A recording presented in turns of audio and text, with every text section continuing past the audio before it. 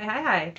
Graham and I are here to talk to you guys a little bit about my Pseudotumor Cerebri diagnosis. I am not going to tell you this is going to be the most positive and upbeat video you've ever seen. It probably won't be, but that's what it is. If you're new here, hi, I'm Cozy. I usually snark about reality television, mostly sister-wife related shows, here on YouTube. But today, I want to talk about my Pseudotumor Cerebri diagnosis. For a quick overview, Pseudotumor Cerebri, or Idiopathic Intracranial Hypertension, is a condition that affects the brain by cerebrospinal fluid not reabsorbing in the body correctly, creating pressure on the brain, mimicking the symptoms of a brain tumor without being a brain tumor. I want to be very clear and upfront. This is not a real tumor.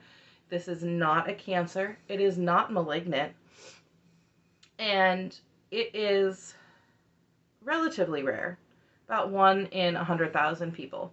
So don't immediately, if you hear my story, just jump up and be like, oh my gosh. No, it probably isn't. You're going to be okay. Don't worry. Some of the things that can be affected with pseudotumor or IIH is your vision, your memory, your mental health, and it is showing that there's some definite correlation to weight gain with this. The information that I'm giving to you, I've gotten specifically from the Cleveland Clinic's website. You're more than welcome to go and fact check me at any point. If I've gotten something sort of jumbled or incorrect, I do apologize. I'm just feeling a little bit emotional tonight, and I may not be speaking as clearly as I'd like to be. So, let's talk about this. I got diagnosed at the end of last year. I had my first lumbar puncture a couple days before Thanksgiving. That laid me out with migraines for a while, and now I'm here. I recently got put onto Ozempic to try and help with some weight loss. It's helping a little bit. I'm down about 11 pounds, and while I don't see a difference, I kind of feel a little bit of a difference. But in the past couple of weeks, some things have happened that have made me feel a little bit despondent, if you will. Let's start with the things that are happening at home. So recently, I'm noticing that the symptoms are coming back. I am getting a lot of pressure in my head, the whooshing noises that come with that, the dizziness, the feeling like I'm going to fall down. I never get dizziness that makes me feel nauseated. My dizziness always feels not like I'm going to faint, but just that I'm going to fall down. I'm out of balance, I'm out of whack, I'm very unstable. I cannot take a step, I'm going to fall. And when I get the pressure in my head, it isn't painful, it is just pressure.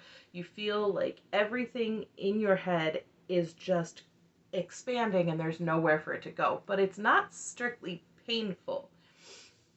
Similar to if you continue to push on your arm, you feel that pressure, but you wouldn't necessarily feel pain from pushing down on your own skin. Sort of like that, a little bit different. And when that happens, the whole world feels out of whack.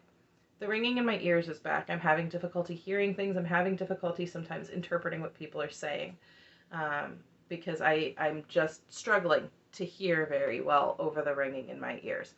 On top of that, I am starting to experience a little bit of visual field distortion in that I'm seeing spots more often. And while I haven't lost any of my vision this time around, I do know that generally speaking, when I start seeing the spots, that is coming. So that's making me feel a little bit on edge. On top of that, I recently saw my ophthalmologist and the physician's assistant in my neurology office. The ophthalmologist, while she is great at what she does, our personalities don't necessarily jive all the time, so I don't always feel like when I leave there, I'm feeling really, really pumped. She's a little more dry than I am, and things are very black and white for her, where for me, it's not that I see things in a shade of gray, but sometimes I just need to know that the shades of gray exist, if that makes sense.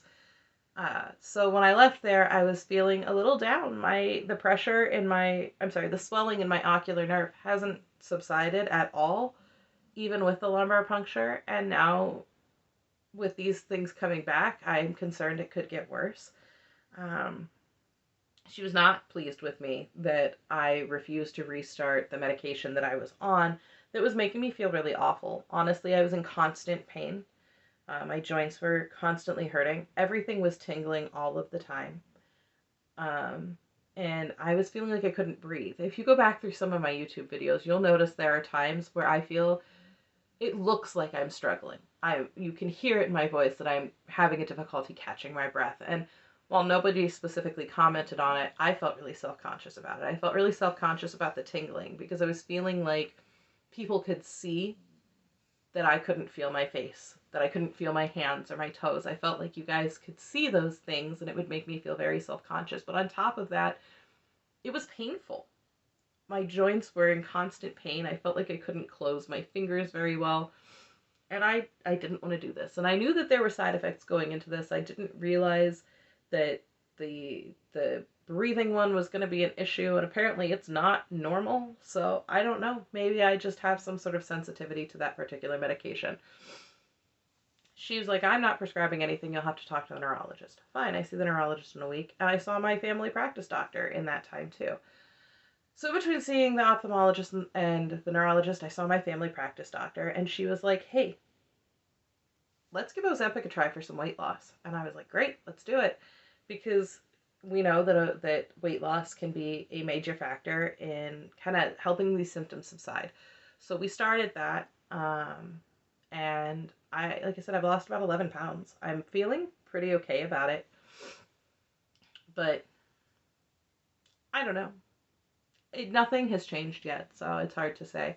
I do have some great concerns that after what we were able to get runs out, that our insurance doesn't want to cover it, and it's expensive, and frankly, I don't make that much on this YouTube channel, so I don't know if we'll be able to continue it. Which is really unfortunate because I actually went and read that there are some studies showing that this may actually decrease intracranial pressure.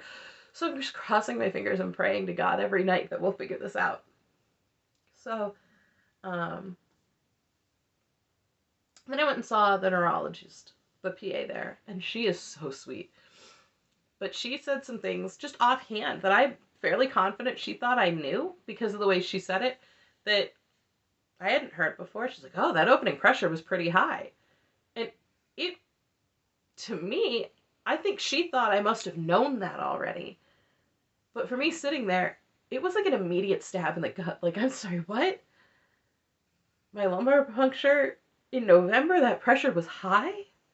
Nobody made me feel like that was pretty high. So I internally started panicking. Not because of anything she had done, just because of who I am as a person. And then, she went on to say, she was asking me questions about the symptoms that I go through. And of course, I have the ringing in the ears. I have the weight gain. I have the visual field problems. I have the pressure in my head. I get this whooshing sound in my ears when the pressure's high, and I start to feel like I'm going to fall down. And she's like, when did a lot of these different things start? And so I was telling her, well, I've noticed some of these things since childhood. The ringing in my ears has been with me since early teens. The migraines started when I was around 13. And as I'm talking, I'm realizing there's a fairly decent chance I've been dealing with this way longer than the 11 years that I thought I was. I can't confirm that. I don't have any reason to suspect. I don't have any confirmed reason to suspect that that would be the case. I just have my own suspicions and hunches. So I'm going through it, and she's being really helpful. She puts me on a different medication. We're just starting it, and she's like, take it with orange juice. That seems to help people. All right, I will take this with orange juice. I'm telling her about how I have this plan for weight loss, and I'm explaining that I'm changing my diet. And while I can tell you there is no specific study linking the dietary changes I'm making to pseudotumor, there are things that make me think it could help. So I'm not claiming any type of medical anything, any scientific background. I am just saying, I was explaining to her that I have been growing my own produce for a while. I now make my own bread, make my own a lot of things, because one of the things that I'm choosing to remove from my life is soy products. And maybe you're like, that sounds insane, but we do know that there are some estrogen-like I don't want to say side effects, but you know what I mean, related to soy. And it is entirely possible that estrogen could play a factor. One of the things you're not allowed to have with pseudotumor is oral contraceptives that include hormones. So if there's a chance, I'd rather cut soy out of my diet, which means a lot of prepackaged and processed foods that you get at the grocery store are no longer something I can have. I have to do a lot of it making it myself. I've learned to make my own bread. I know how to make my own peanut butter. Heck, I know how to make my own butter because that's not hard, but I make my own whipped cream, my own everything that I enjoy that has soybean oil in it or soy in it that I can't have anymore. I've started making it myself. And I was feeling really proud of myself for making these choices and making these changes. And she said, I need to be honest with you, weight loss may not help. And it wasn't like she was trying to hurt my feelings. She just was telling me the truth. The weight loss might not help. It may not make any difference. It may not make any change. But keep trying because there's a good chance it will. But at the same time, for me, it was another one of those like, oh, so I'm doing all of this and it's doing nothing. Great, great. And so for a few days, I really felt down in the dumps. I felt pretty despondent. I didn't want to film for YouTube because I couldn't stop crying. I was feeling sick. I was feeling really emotional. I was just feeling scared. And then I looked at the paperwork after we'd made some decisions. And one of the things on the treatment plan is that if the medication doesn't work, we may have to consider a shunt. I don't want to do that because while people would be like, well, you know, it's a shunt. It's brain surgery. I don't want to do it. But I also don't want to lose my eyesight. I'll be 100 when I tell you guys that I feel down, I feel upset, I feel scared, and I just wish this wasn't happening to me. Call it selfish if you will, but I don't want to be living with this. I don't want to give it to anybody else, but I don't want to have it.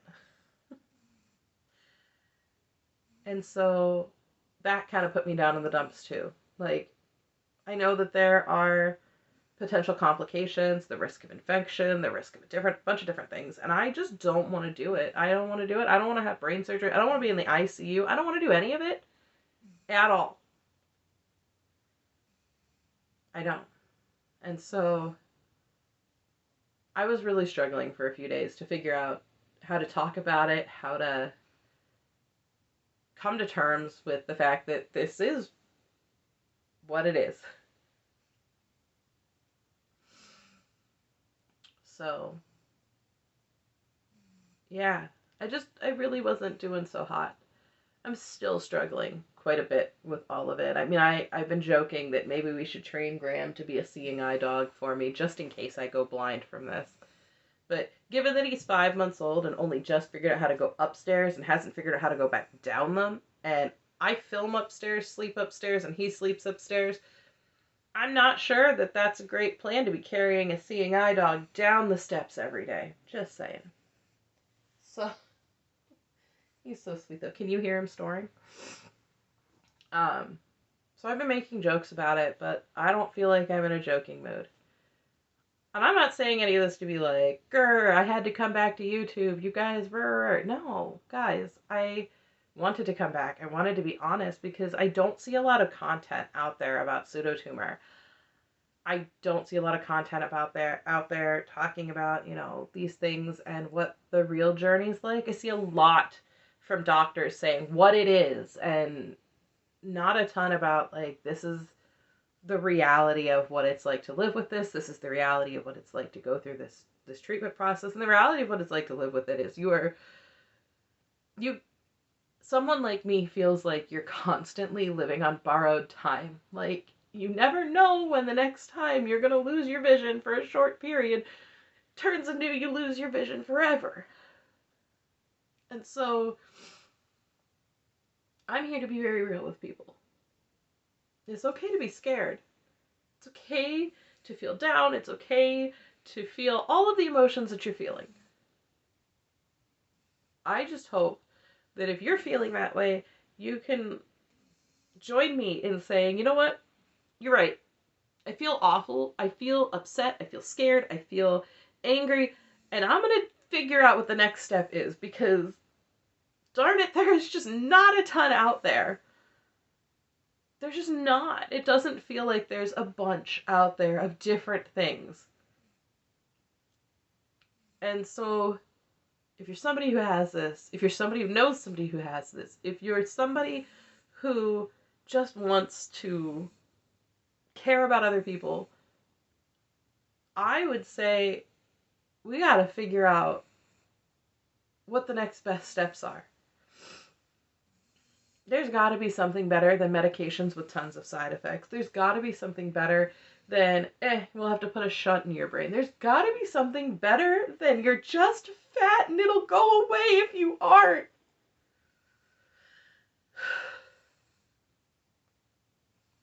There has to be. This isn't a call to action necessarily, but just, there has to be something better.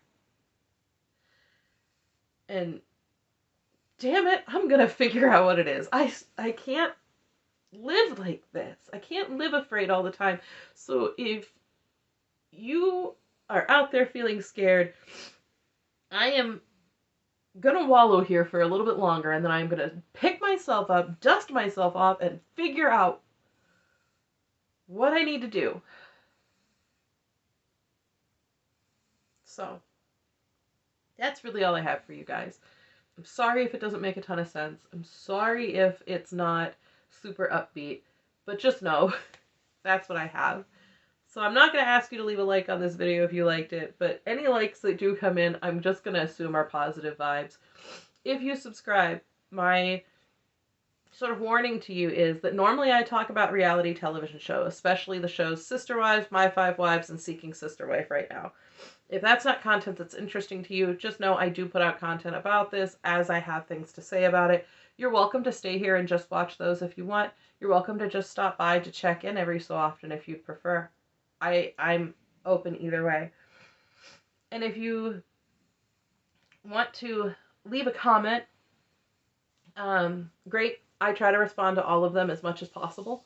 I really enjoy talking to everybody on this channel. So that being said, I am going to go calm down.